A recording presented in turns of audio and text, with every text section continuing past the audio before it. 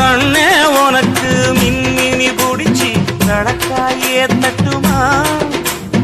இடியுற வரைக்கும் மடியில சாந்தி விசையா சொல்லட்டுமா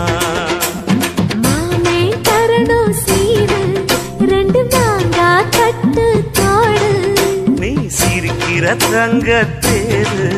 ஓ தேவை என்ன கேளு